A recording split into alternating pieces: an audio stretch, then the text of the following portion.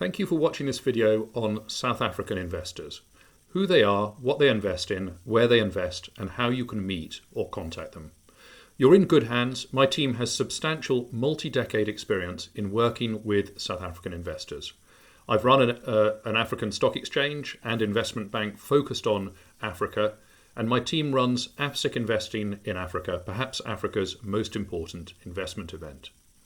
There's a lot of information in this video, but if you really want to get maximum benefit from our experience, whether you're an investor yourself or want to apply for investment, make sure you subscribe to our email list or contact us so that we can send you further details on the next steps. All the links required are below this video in YouTube or on our webpage if you're on one of our websites, dashboards or portals.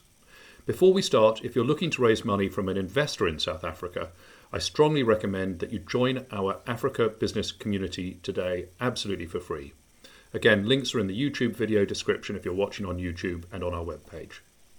Once you've joined our Africa business community, we'll promote you and your investment opportunity in South Africa totally free of charge. Okay, so let's get going and talk about South African investors.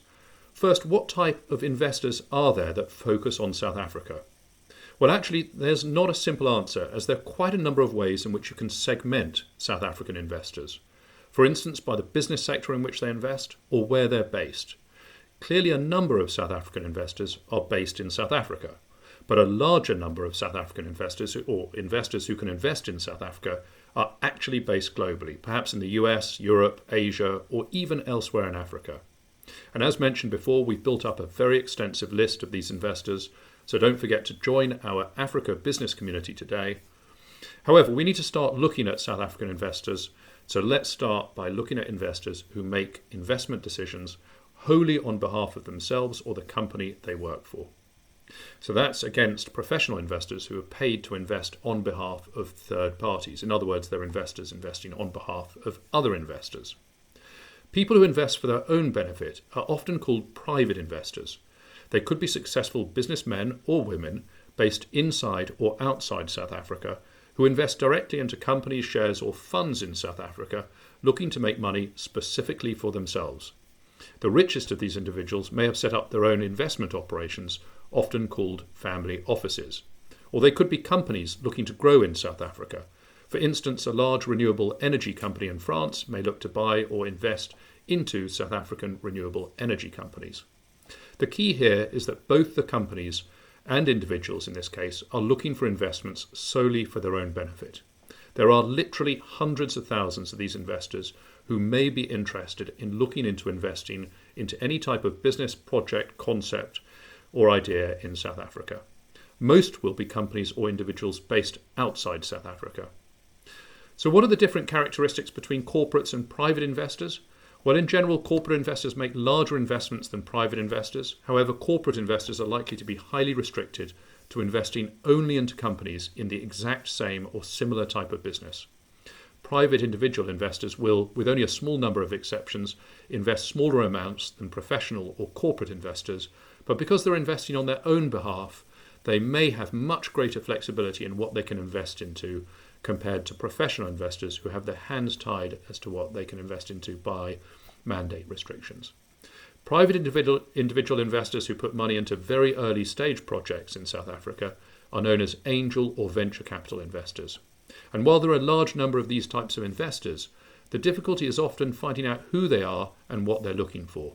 They may be based outside of South Africa and have a very small network within South Africa, and as a result never get shown investment opportunities that might be of interest to them.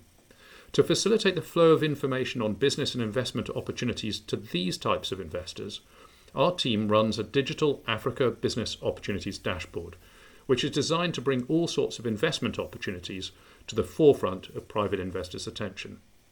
So look for the links below the video on YouTube or on the web page if you're on one of our websites so that you can add yourself to our Africa business community today free if you want your project to be discovered by this type of investor.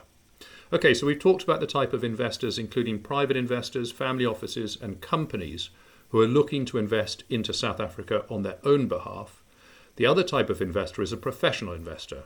Professional investors, as mentioned before, get paid to invest other people's money. This type of investor is generally regulated in their home country by the National Financial Services Authority and is often referred to as an institutional investor or fund manager. Fund managers who are South African, who are focused on South Africa, may be based in South Africa, elsewhere in Africa, or even outside Africa. Each country in Africa has its own local institutional investors who generally prefer to invest in their own country, perhaps because they know the investment conditions best, or exchange control regulations, like in South Africa, force them to invest internally. Some countries in Africa, such as Egypt, Morocco, Kenya, Nigeria, and South Africa, have very well developed local fund managers. For instance, in South Africa, Old Mutual, Sanlam, and Alan Gray are very well known.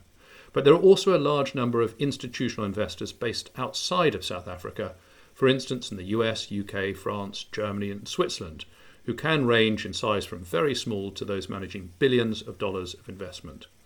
This type of investor is often very severely restricted in what they can invest in, although a few, like hedge funds, could have an unrestricted ability to invest in whatever they fancy at any particular time.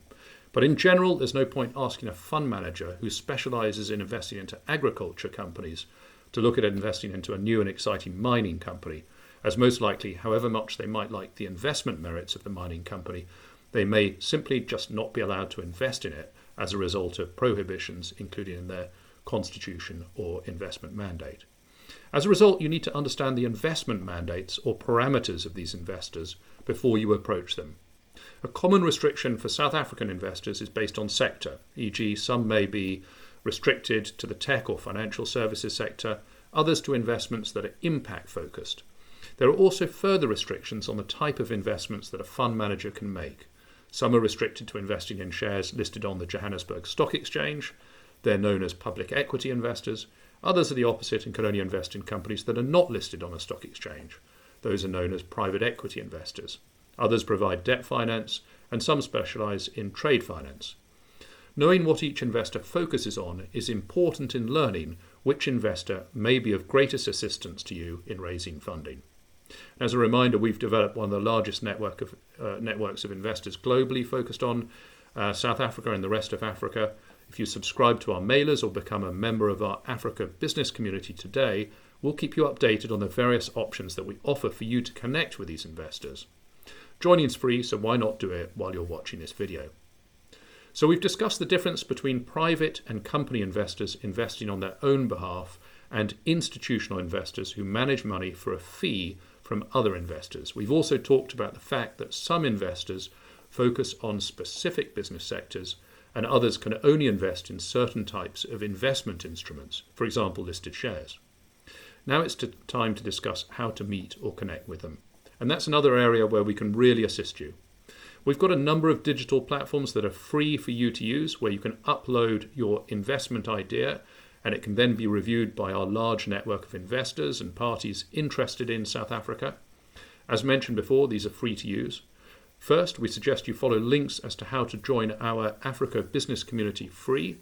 Once a member, you'll be able to post your own business and investment opportunities on our Africa Business Opportunities dashboard. For those wanting to meet the Africa investors at a physical event, I highly recommend attending our AFSIC Investing in Africa event, which is perhaps Africa's most important investment event and a great place to connect with investors focused on Africa. So on that note, I'd like to thank you very much for having watched this video right to the end. Don't forget your next step is to become a member of our Africa business community. It's free, so why not do that right now? Thank you.